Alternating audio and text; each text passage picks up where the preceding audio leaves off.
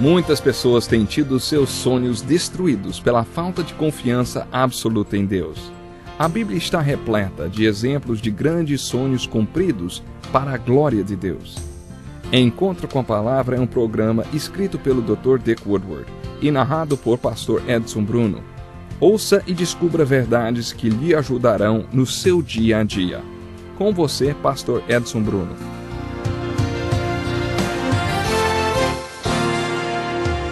Bem-vindo ao nosso tempo de estudo da Palavra de Deus. Nossos últimos programas foram dedicados a uma série de estudos sobre as prescrições que a Bíblia apresenta para os diversos problemas que o povo de Deus enfrenta. A resposta dos nossos ouvintes foi excelente, e isso nos deixa muito felizes. No programa de hoje, falaremos sobre qual é a prescrição bíblica para a obediência. Já falamos um pouco sobre esse assunto. Você deve estar lembrado do que uma pessoa deve fazer quando seu cônjuge não é obediente à palavra de Deus. Nesta lição, vimos a prescrição bíblica para a desobediência. No programa de hoje, falaremos sobre a prescrição bíblica para a obediência. Foi-me dada toda a autoridade nos céus e na terra, portanto, vão e façam discípulos de todas as nações, batizando-os em nome do Pai, do Filho e do Espírito Santo, ensinando-os a obedecer a tudo que lhes ordenei, batizando-os em nome do Pai, do Filho e do Espírito Santo. E eu estarei sempre com vocês até o fim dos tempos. Esta é a grande comissão de Jesus e é uma prescrição para a obediência.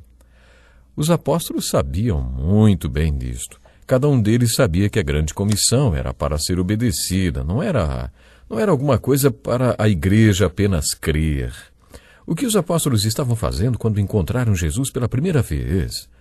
Bom, o que mudou, então, depois daquele encontro? O que eles estavam fazendo quando morreram? Como e onde eles morreram? Pelo que eles morreram?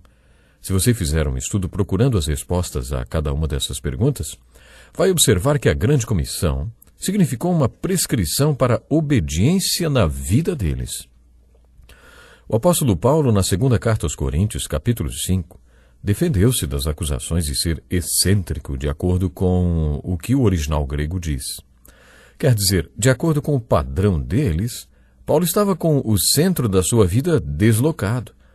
E nessa defesa ele confirmou que realmente tinha outro centro na sua vida desde que havia se encontrado com Jesus. Agora o centro da sua vida era a grande comissão. Paulo explicou que sua insanidade tinha 3 motivos. O primeiro era a morte de Jesus Cristo pelo mundo e não por apenas uma raça. O segundo era que todos estavam perdidos. Paulo falou sobre isso em detalhes nos primeiros 4 capítulos da sua carta aos Romanos. Se nós todos não estivéssemos perdidos, Cristo não precisaria ter morrido por nós. O terceiro ponto é: Paulo achava que todos deveriam ouvir o Evangelho. Para isso ele tirou o seu eu do centro de sua vida e se tornou um excêntrico. E foi considerado um louco porque creu nestas verdades. No final da sua carta aos Romanos, no capítulo 15, ele afirmou que estava ansioso para voltar para Roma, porque contava com o apoio deles para ir depois para a Espanha. Indo para a Espanha, ele completaria um círculo chamado Arilicrion, que havia começado em Corinto e se fecharia na Itália. Dentro deste círculo territorial, não havia um lugar onde o Evangelho não tivesse sido pregado. Se fizermos um mapa traçando todos os lugares por onde ele passou pregando o Evangelho, observaremos que faltava apenas Espanha para ele fechar o círculo. Segundo relatos históricos, Paulo realmente foi à Espanha. Ele tinha uma missão no seu coração e essa era a sua maior motivação. Ele compartilhava os seus 3 pontos de salvação. Você crê que um morreu por todos? Você crê que todos estavam perdidos? Você crê que todos devem ouvir isto? Você já experimentou o milagre da reconciliação com Deus através de Jesus Cristo? Então, você também foi comissionado para ser agente desta reconciliação. O reconciliador quer que os reconciliados sejam agentes desta reconciliação. Você entendeu isto? Vou repetir.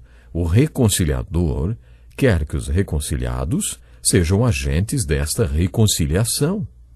Paulo declarou que não apenas ele, mas todos os que formam esse círculo de reconciliados com Deus através de Jesus Cristo também estão encarregados como agentes da reconciliação para todo mundo que ainda não foi reconciliado.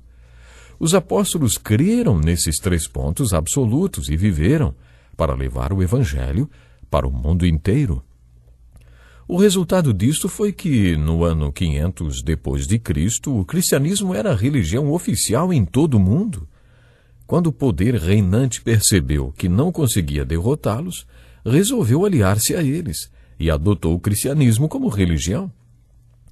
Existe uma história muito marcante para mim. O livro de Esther conta uma das histórias mais empolgantes do Velho Testamento.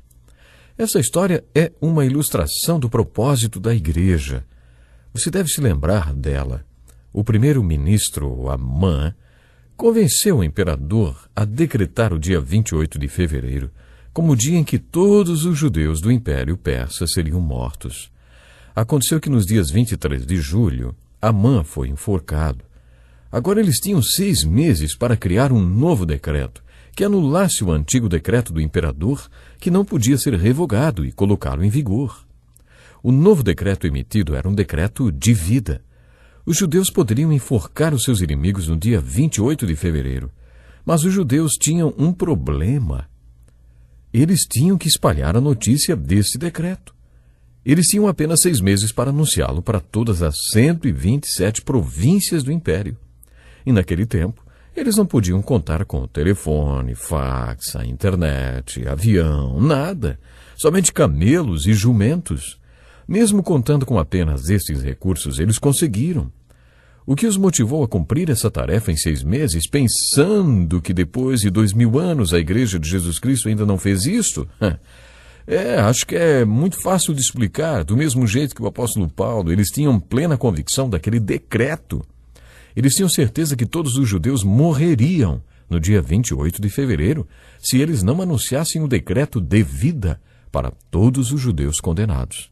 A convicção deles era tanta que em apenas 6 meses eles conseguiram atingir todo o Império Persa e anunciar o decreto de vida.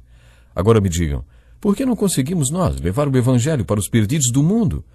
Será que é porque não acreditamos que eles estão realmente perdidos? Quantos idiomas ainda que precisam da tradução da Bíblia para a própria língua? Sabe, existem muitos evangélicos hoje que não acreditam no decreto de morte que pesa sobre todo mundo. E como não acreditam que temos em mãos um decreto de vida, não anunciam para aqueles que estão sob julgamento, pecado e condenação que esse decreto existe. Em julho de 1974 aconteceu na Suíça o Congresso Internacional sobre o Evangelismo no Mundo, que reuniu milhares de líderes espirituais de mais de 150 países. Neste congresso se descobriu que bilhões de pessoas ainda não tinham ouvido falar sobre o Evangelho, não tinham ouvido sobre Jesus Cristo. Então, naquela época, foi estabelecido o Pacto de Lausanne, com uma declaração da crença cristã. Uma declaração que nos faz pensar e que realmente teríamos que correr para anunciarmos o Evangelho, anunciarmos a mensagem de vida. E durante muito tempo eu preguei sobre isso. Aliás, toda semana eu prego, eu falo sobre esse pacto. E você, meu amigo, você acredita neste pacto? O meu pastor precisou de 20 anos até que eu finalmente fosse convencido. Eu tinha convicção na minha mente, mas essa convicção precisava descer para o meu coração. E só depois de 20 anos aconteceu isso. Uma outra área que requer nossa obediência é a de missões e evangelismo. Só quando Jesus for uma verdade para você, você se motivará para anunciá-lo a outras pessoas. Uma vez tivemos uma conferência missionária na nossa igreja, e nessa ocasião um dos pastores falou assim, da próxima vez que a conferência for sobre esse assunto, vocês me avisam, porque eu nem venho. Eu estranhei o que ele tinha dito e eu perguntei, por que você não se importa em anunciar o Evangelho de Jesus para outros povos? Ele respondeu, eu não me preocupo com as outras partes do mundo, eu nem os conheço, ora. Não há dúvidas de que aquele homem não tinha sido convencido no seu coração. Deus quer que todo mundo conheça Jesus. O apóstolo Paulo pode ter sofrido de um monte de coisas, mas uma coisa eu garanto, ele não sofria de tédio. E eu também não sofro de tédio. Desde que meu coração foi convencido de que preciso obedecer à grande comissão de Jesus, eu não perco nenhuma oportunidade para falar de Jesus. Outra área que requer nossa obediência é o dízimo. Uma vez o tesoureiro da igreja quis que eu olhasse a contabilidade da igreja e soubesse quem dava e quem não dava o dízimo. Eu nunca quis fazer isso. Achava que não era da minha alçada, porque quando as pessoas dão o dízimo, o fazem para Deus. Eu estava resolvido a não me meter nesse assunto, mas aquele irmão me disse: "Ei, pastor, se o senhor desse uma olhadinha, veria por que certas pessoas o procuram com tantos problemas. Elas estão em desobediência e não dão o dízimo, e por isso Deus não os abençoa."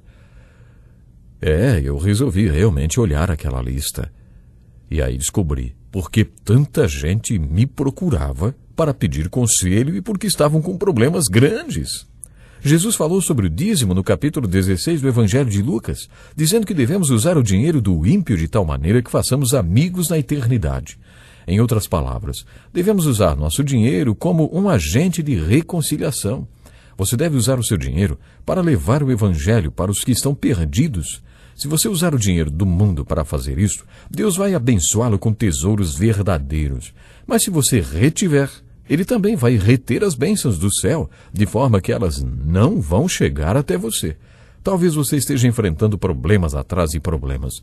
Será que você está sendo infiel ou desobediente? Você sabia que Deus não abençoa a desobediência? Deus abençoa a obediência. E eu tenho uma palavra para você aqui. Se você está sendo desobediente em várias áreas na sua vida, talvez também nessa área de questão do dízimo, pare para refletir sobre isso.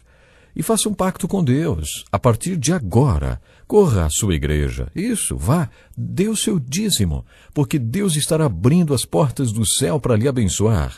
Não é promessa aqui do encontro com a palavra, é promessa de Deus. É promessa da palavra de Deus. Comece a obedecer também nessa questão do dízimo e você vai ver as bênçãos. Eu, como pastor, como psicólogo e como conselheiro, eu pude provar isso aí, através dessa lista que o tesoureiro me fez olhar. As pessoas que davam o dízimo corretamente não me procuravam com problemas, mas aqueles que não davam o dízimo estavam todas as semanas me procurando com muitos e muitos problemas. Sabe? Por isso a obediência é uma prescrição para se obter as bênçãos de Deus. Também poderia ser uma prescrição para ter poder. Para quem Deus dá o poder do Espírito Santo? Bom, o livro de Atos ensina que Deus derrama o seu poder sobre aqueles que o obedecem. Você quer ter o poder de Deus na sua vida? Então obedeça. Deus vai derramar do poder dele sobre você. Vamos ficando por aqui hoje. Deus lhe abençoe.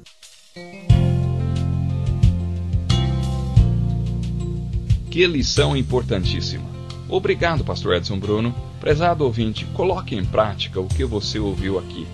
Sem dúvida, sua vida será grandemente abençoada. Este é um estudo escrito pelo Dr. Dick Woodward, na voz do pastor Edson Bruno. Escreva-nos e solicite o material. Nosso endereço é Encontro com a Palavra, Caixa Postal 2011, CEP